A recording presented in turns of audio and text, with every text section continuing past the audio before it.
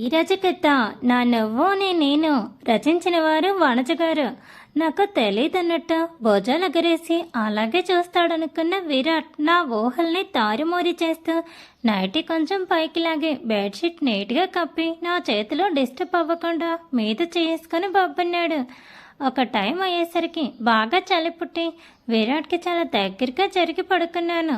ఎప్పుడు తెల్లారిందనేది కూడా తెలియనంతగా నిద్రపోయి లేస్తే అప్పటికి సమయం ఇంకా 5 గంటలు మాత్రమే. ఆవలిస్తూ లేచిన నాకు పక్కనే చూస్తే విరాట్ ఇంకా నేను పక్కనే ఉన్నాను అనుకొని ఒక చేయి వేసుకుని హాయిగా పడుకుని ఉన్నాడు. డిస్టర్బ్ చేయడం ఎందుకులే అని అందరి మంచాల వైపు చూస్తే ఖాళీగానే ఉన్నాయి. ఇంకా వైపుకి చూస్తే వదిన అన్నయ్య కూడా లేచే కనపడ్డారు. కానీ నార్మల్గా లేరు, గొడవ పడుతున్నారు. వదిన చేతుల గోరింటాకు భలే పండింది. అది నాకు తన చేతులు తిప్పుతూ ఉంటే కనిపించింది. సరే, మన అదృష్టం ఎలా ఉందో చూసుకుందాం అనుకున్నా.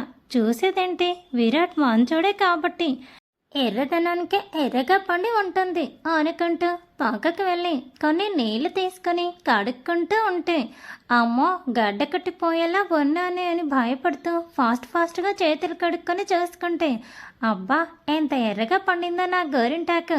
అది చూసుకొని మురిసిపోతూ ఉంటే మా సునీత వచ్చి పండు విరాట్ని లేపో, అందరూ బయట చలిమంటూ వేసుకున్నారు, మీరు కూడా అక్కడికి రండి అని చెప్పి వెళ్ళింది. సరే మా అంటూ కాలకృత్యాలు తీర్చుకొని వెళ్ళి విరాట్ని లేపుతూ ఉంటే ఎప్పుడూ లేనిది 5 minutes రా అంటూ ఇంకో వైపు తిరిగి పడుకున్నాడు. అప్పటికింకా వదిన వల్ల గొడవ సర్దు మనగలేదు.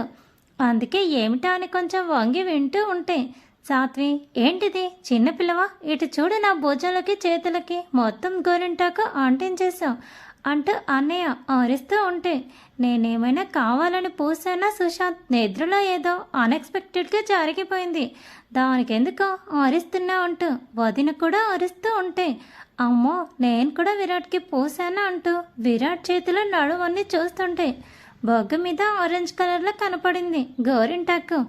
అమ్మో అన్నయ్య చేతులకి వదినకి చివాట్లు వేస్తున్నాడు. విరాట్కి నేను ఫేస్ కంటించాను, లేస్తే నాకు చావే అని. చలితో పాటు ఈ రీజన్కి నేను వణికిపోతుంటే అప్పుడే ఒళ్ళు విరుచుకుంటూ నిద్ర లేచాడు మా ఆయన గారు. పండు నీ కొందు ఉండవే దేవుడా అనుకుంటూ నేను విరాట్ బయట చలిమంట వేశారంట, మా నేను కూడా వెళ్దాం పోతా అని అడుగుతూ ఉంటే హా అంటూ 2 అరచేతులే రెత్తుకుని బొగ్గుల మీద నిముర్చుకున్నాడు విరాట్.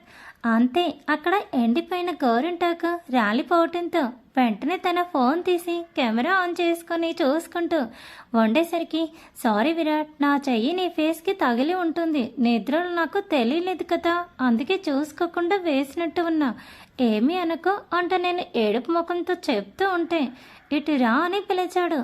ఏమనకుండా ఇటు రా అంటున్నాడంటే కొడతాడా కంపదీసి అని అనుకుంటూ ఓహో అని నేను తల ఆడిస్తే మంచం మీదనే నన్ను తన వడిలోకి లాక్కుంటూ నా 2 చేతులు చూపించి ఎర్రగా ఉన్న గోరింటాకి అరచేతులు తన మొక్కు దగ్గరే పెట్టుకొని గాఢంగా వాసన పిలుస్తూ నా అరచేతులకి ముద్దులెత్తాడు విరాట్. ఏంటి నన్ను నువ్వేమి అరవవా తిట్టవా అని నేను అడిగితే ఎందుకు వాసు అని అడిగాడు. గోరింటాకు అంటూ తన బొగ్గును చూపించేసరికి ఎక్కువ ఎర్రగా అవ్వలేదులే, అయినా క్రీమ్ పూసి మేనేజ్ చేయొచ్చులే, 5 లేదా వారం రోజుల్లో పోయేదానికి నిన్నెందుకు అరవటం, పండుగ రోజు అప్సెట్ చేయడం అంటూ చెప్పి నన్ను వాటేసుకుంటే దీనికోసమే అప్పటి నుండి సుశాంత్ అన్నయ్య వదినని ఆరిస్తున్నాడు. నువ్వు చెప్పు విరాట్ అంటే ఆఫీషియల్ విషయాల్లో మొగుడు పిల్లల మధ్య ఇన్వాల్వ్ అవ్వచ్చు, కానీ ఇలాంటి పర్సనల్ విషయాలు మనం దూరి చెప్తే చాలా చండాలంగా ఉంటుంది, వాళ్ళే సెట్ అయిపోతారులే అని చెప్తూ వాష్రూమ్కి వెళ్ళిరా వెళ్దామంటూ చెయ్యి చాపగానే సరే అని విరాట్ని పట్టుకుని వెళ్తూ ఉంటే సుశాంత్ మీరు కూడా రండి అని విరాట్ కొంచెం బేస్ వాయిస్తో చెప్పగానే వదిన అన్నయ్య మా వెనకే బయటికి వచ్చారు. మేం వెళ్లేలోపు రాత్రి అడిగిన విరాట్ అత్త ఇప్పుడు తెల వారుతుంటే అగ్ని వెలుగులో మా విరాట్ని చూస్తూ అరేరరే ఏమున్నాడన్నయ్య నీ కొడుకు, ఆ ముఖం చూడు మహేష్ బాబులాగా, నిజంగా నా కూతురు ఇంత మంచి అందగారిని మిస్ అయింది అంటూ మళ్ళీ పాటెట్టుకుంటే వండుబట్ట లెక్క ఎంత వయసు ఉంటుంది ఏంటి పిన్ని నీ కూతురికి అని అడిగితే అదా ఇదిగా సమ్మర్ సెలవులు అయిపోయినాక 9కి పోతుంది అని చెప్పింది. ఆ పిన్ని అత్త నేను షాక్ అయితే ఆవిడ ఇంకా మాటలు ఆపేది లేకుండా విరాట్ని మిస్ అయినందుకు ఓ బాధపడుతూ విరాట్ని చూస్తూనే ఉంటే ఇంత పెద్ద దాన్ని ఆయన్ని తట్టుకోవడం నా వల్లే కాలేదు. ఇంకా చిన్నపిల్లని పెళ్లి చేసుకుని ఆయన ఏం చేసుకుంటారు పిన్ని, కాలికి కట్టేసుకొని తిరుగుతారా అని నేనంటే మీరు మళ్ళీ రాంగా అనుకోకండి. సరిదాకా మాటలు అవన్నీ. అందరూ షాక్. ఒక్క నిమిషం శిలలైపోతే విరాట్ నా వంక అలాగే చూశాడు. అందరి వంక పల్లెకిలిస్తూ చూస్తూనే నేనేమైనా తప్పు చెప్పానా అని విరాట్ని చూస్తూ అడిగాను. తప్పు కాదు కానీ అసలు ఏం చెప్పావో తెలుసా, దాని అర్థం ఏంటో అన్నది తెలుసా అని విరాట్ అడుగుతూ ఉంటే మాకు అన్నీ తెలుసులేండి విరాట్ గారు అని చెప్పి ఆ పిన్ని వంక చూస్తే నోటి మీద వేలేసుకుని అబ్బా పిల్లని చూస్తే తెలియటం లేదా, ఎంతటి మొనగాడు, మరి చేసుకున్నావు కదా ఆ మాత్రం భరించాలి అమ్మాయి.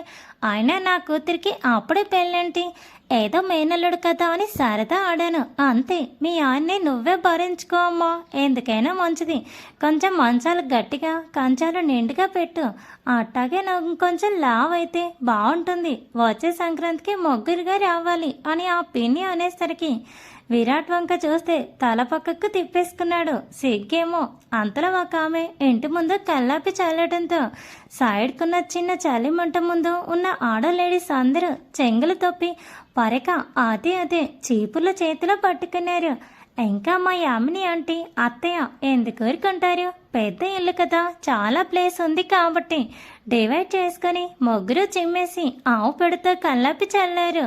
మొగ్గు వేస్తారే చూద్దామని నేను వదిన ఎదురు చూస్తూ ఉంటే మా చేతుల్లో మొగ్గు గిన్నెలు పెడుతూ కొత్త కోడలు కాబట్టి మీరే వేసేయండి, పెద్దగా ఏం వద్దు, ఈరోజు పోగి కాబట్టి కొండలు చెరుగడలు వేసేయండి అని అత్తయ్య వల్ల చెప్తూ ఉంటే నేను వదిన ఒకరి ముఖం ఒకరం చూసుకున్నాం.